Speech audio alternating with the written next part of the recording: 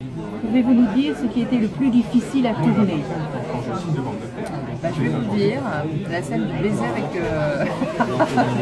Jean-Michel. Ah, ça a été très compliqué. Ça a été très compliqué pour lui. Ça a été très compliqué pour lui. Je pense qu'il n'était pas du tout à l'aise avec ça, il n'était pas à l'aise avec l'image que ça allait donner de lui dans la série, il savait l'effet qu'il allait provoquer. Ouais, ça a été compliqué d'ailleurs, et je pense qu'avec les techniciens on s'est beaucoup amusé parce que et le réalisateur, qui était Julien Sidi, qui me disait là tu vas le surprendre, tu vas faire ça, et tout, comme ça va le surprendre et tout ça. On voulait le deviner parce qu'il était très angoissé par cette scène. Sève, l'évolution ambiguë de votre personnage était-elle programmée dès le début de la saison et a-t-elle influencé votre interprétation?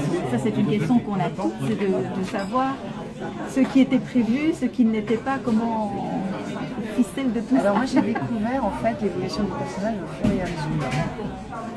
J'étais en lien régulièrement avec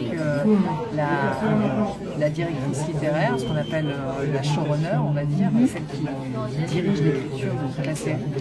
Et c'est vrai qu'au départ, je l'ai appelée en lui disant comment va évoluer le personnage, comment je le construis, quels sont les éléments que tu peux me donner pour avancer sur la construction du personnage.